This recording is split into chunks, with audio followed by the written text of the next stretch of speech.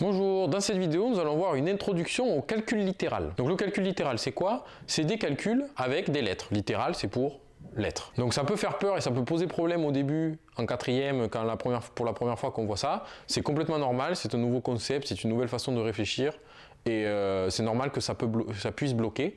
Mais c'est très important en mathématiques. À partir de la quatrième, on utilise beaucoup le calcul littéral et après au lycée, on l'utilise énormément. Et donc c'est un concept très important à bien maîtriser. Comme j'ai dit au début, si vous avez des difficultés, c'est complètement normal. C'est juste qu'après, il faut bien travailler dessus pour le maîtriser. Donc tout d'abord, nous avons cet exercice. Cet exercice qui nous montre une figure et qui nous dit, tout d'abord, sans utiliser de lettres, de calculer l'aire. Donc calculer l'aire de cette figure. Donc comment on fait ça? La première chose à remarquer, c'est que ces signes-là, les petits traits, ça veut dire que cette longueur est la même que cette longueur et la même que cette longueur. Donc vu que cette longueur fait 2, en fait ici on a 2 et ici on a 2. Deuxième chose à remarquer, c'est que cette figure, c'est pas une figure qu'on connaît, c'est pas un rectangle, c'est pas un carré, c'est pas un triangle, c'est pas une figure qu'on connaît, donc on n'a pas une formule directement pour calculer l'aire. Par contre, si on regarde et qu'on place des pointillés ici, par exemple, on voit que ici on a un carré et ici on a un rectangle. Donc l'aire de toute cette figure, c'est juste l'aire de ce carré plus l'aire de ce rectangle. L'aire de ce carré, c'est quoi? L'aire d'un carré, c'est côté fois côté. Ici, le côté, c'est 2. Donc côté fois côté, c'est 2 fois 2, c'est égal à 4. Donc l'aire du carré, c'est égal à 4. Et maintenant, l'aire de ce rectangle, c'est quoi? Ben, l'aire du rectangle, c'est longueur fois largeur. Alors là, la longueur, c'est 6. Et la largeur, eh bien, il faut calculer. Donc ça fait ici, ça fait 2. Cette longueur-là, c'est 2. Et cette longueur-là, c'est 2. Donc en fait, la largeur, c'est 2 plus 2, donc c'est 4. Donc on a l'aire du rectangle qui est égal à 24, l'aire du carré qui est égal à 4. Donc l'aire totale qu'on va appeler A, c'est juste 24 plus 4, donc c'est égal à 28. Donc l'aire de cette figure, c'est 28. Maintenant, deuxième question, on nous demande, donc on change la dimension ici, au lieu de 2, c'est x. Donc ici, on a longueur x, longueur x, longueur x. Je rappelle, en calcul littéral, une lettre peut être remplacée par n'importe quel nombre. Donc ici, on a changer la dimension 2 par une lettre x qui peut être du coup n'importe quelle dimension. Et on nous demande, question 2, on nous demande d'exprimer cette aire en fonction de x. Et bien là, on fait le même raisonnement qu'au début. Donc l'aire du carré ici c'est quoi? Ben là le côté c'est x. Donc l'aire du carré c'est x fois x. Et x fois x, par définition, c'est x au carré. X au carré, c'est x fois x. Par exemple, 5 au carré, c'est 5 fois 5. 12 au carré, c'est 12 fois 12. Donc x fois x, c'est égal à x au carré. Maintenant, l'aire de ce rectangle, ben c'est toujours L fois L. L, c'est toujours 6, donc ça ne va pas changer. Et petit l, c'est quoi? Eh bien, ici, c'est la même dimension que là, donc en fait c'est x. Et ici, c'est la même dimension que là, donc c'est x. Donc ici, on a x plus x. Alors, x plus x, donc là, on peut écrire x plus x comme ça. Mais là, on n'a pas fini, parce que x plus x, on peut l'écrire d'une autre façon. X plus x, c'est comme si on écrivait un x plus un x. C'est comme si on vous disait une pomme plus une pomme, par exemple. Je dis pomme, ça peut être poire, ça peut être n'importe quoi. Si je vous dis une pomme plus une pomme, vous allez me dire, on a 2 pommes. Et bien du coup, x plus x, ça fait 2x. Donc ça, c'est égal à 6 fois 2x. Donc x plus x est égal à 2x, donc l'aire, c'est 6 fois 2x. Il n'y a pas besoin de mettre la parenthèse ici. Donc ce qu'il faut comprendre, c'est que quand on a 2x, en fait, on a 2 fois x. Donc c'est une multiplication entre les deux là. C'est juste qu'on ne la met pas parce que sinon ça alourdirait beaucoup l'écriture et les calculs. Mais il faut se dire que là, c'est 6 fois 2 fois x. Et donc 6 fois 2x, comment on peut faire là? Eh bien là, en fait, il ne faut pas se bloquer avec les lettres. Là, on a 6 fois 2. Si je vous disais vous avez 6 fois 2 pommes, pareil, on reprend l'exemple des pommes. Si je vous dis vous avez 6 fois 2 pommes, vous allez me dire on a 12 pommes. Et bien voilà.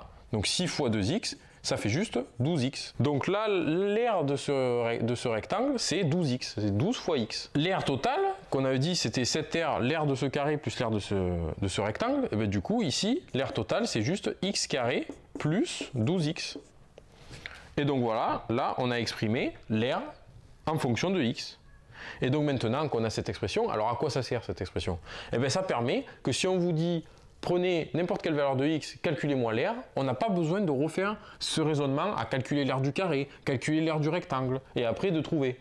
Non, il n'y a pas besoin. Vous remplacez juste x là-dedans, et vous aurez l'aire directement.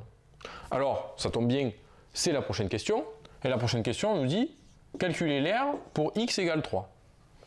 Donc il faut remplacer x par 3 là-dedans. Donc c'est juste, on remplace x par le nombre qu'on nous a dit. Donc là, x au carré, ben, ça devient 3 au carré, plus 12x, ça devient 12, attention, fois 3. Ne dites pas que c'est 12, 3, du coup ça fait 123. Attention, il ne faut pas faire ça. Là, c'est un multiplié entre les deux. Il faut toujours penser, quand on dit 2x, 12x, n'importe quoi, c'est 12 fois x, 2 fois x. Donc là, il y a toujours un multiplié. Donc 12x, ça fait 12 fois 3. 3 au carré, ça fait 9. 12 fois 3, ça fait 36. 36 plus 9, ça fait 45. Donc pour x égale 3, on a l'air qui est égal à 45. Et ensuite, dernière question, on nous dit pour quel x on a a qui est égal à 13. Alors là, plus tard, on va faire des équations pour arriver à pour permettre de résoudre ce genre d'équation. Donc ça va être une équation, c'est quand on a, ça serait ça serait, du coup, si a égale 13, on remplace a par cette expression-là. Donc on a x carré plus 12x qui est égal à 13. Et donc c'est ça qu'il faut trouver x pour que x carré plus 12x, ce soit égal à 13. Alors ça, c'est ce qu'on appelle une équation. Une équation, c'est, il faut se rappeler, on a un signe égal entre les deux, entre deux termes. On a un signe égal et on a une lettre au moins qu'on cherche. Quand on dit résoudre une équation, c'est on cherche la lettre, on cherche la valeur de la lettre. Donc là, ça c'est une équation et résoudre l'équation, ça serait du coup trouver x. Donc là, quand on vous demande combien vaut x pour a égale 13, en fait, on vous demande de résoudre cette équation-là. Alors, comme je vous ai dit, plus tard, vous allez faire, plus tard dans l'année de 4e, on va voir les équations, comment résoudre des équations. Et les équations, quand il y a des carrés, vous n'allez pas le voir directement, ce sera plus tard. Mais en fait, quand vous avez des équations, il y a un bon réflexe à prendre directement, c'est tester des valeurs de x faciles. Donc 0, 1, 2, moins 1, moins 2. Voilà, des valeurs de x qui sont petites et qui du coup peuvent permettre de trouver le résultat assez vite. Alors après, il faut faire attention parce que parfois, il y a une valeur qui peut marcher, mais il peut y avoir d'autres valeurs qui marchent. Donc ici, on va tester x égale 0. Donc pour x égale 0, on remplace, ça fait 0 au carré, ça fait 0, plus 12 fois 0, ça fait 0. Donc 0, c'est pas égal à 13. Donc x égale 0 ne marche pas. Alors pourquoi, si x égale 0, l'air, c'est égal à 0? Parce que ça, c'est l'air au final. X carré plus 12x, c'est l'air. Et bien en fait, si x égale 0, là, ça, ben c'est 0. Ici, c'est 0. Donc en fait, on a juste une ligne, donc il n'y a pas d'air. On aurait juste une droite comme ça, qui fait 6. Et donc la droite, une droite n'a pas d'air, puisqu'une aire, c'est une surface. Et une droite n'a pas de surface. Donc pour x égale 0, en effet, l'air, c'est égal à 0, c'est pas égal à 13. Maintenant, si on testait x égale 2, et bien on revient dans le premier exemple où on avait calculé l'air pour x égale 2. Du coup, ça fait 2 au carré, ça fait 4, plus 12 fois 2, 12 fois 2, ça fait 24, donc on a 4 plus 24, 4 plus 24, ça fait 28, et on retrouve, là on peut vérifier du coup, que l'expression en fonction de x de l'air, quand on remplace x par 2, on retrouve bien la première aire qu'on avait calculée quand x était égal à 2. Donc ça marche bien. Et là j'ai sauté le 1 exprès, parce que 1 c'est la réponse. Alors comment, donc du coup on teste 1, 1 au carré ça fait 1, plus 12 fois 1 ça fait 12, 1 plus 12, ça fait 13. Donc pour x égale 1, ça marche.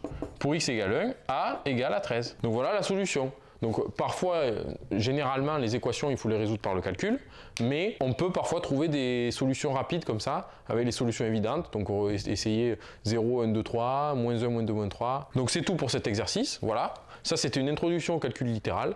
Il faut bien penser que le calcul littéral, c'est pour généraliser des calculs qu'on fait normalement, pour qu'ensuite on puisse les faire pour n'importe quelle valeur de la lettre qu'on a mis. Donc en général c'est x, mais il ne faut pas se focaliser que sur x. Ça peut être a, b, c, tout l'alphabet, même en physique il y a beaucoup de lettres grecques aussi, et ça peut être en maths aussi, enfin voilà. Donc il ne faut pas se focaliser juste sur x, ça peut être n'importe quelle lettre. Donc voilà, n'hésitez pas à vous abonner pour ne pas rater les prochaines vidéos. Si la vidéo vous a plu, mettez un like, mettez un commentaire si vous avez des questions, et on se retrouve dans la prochaine vidéo.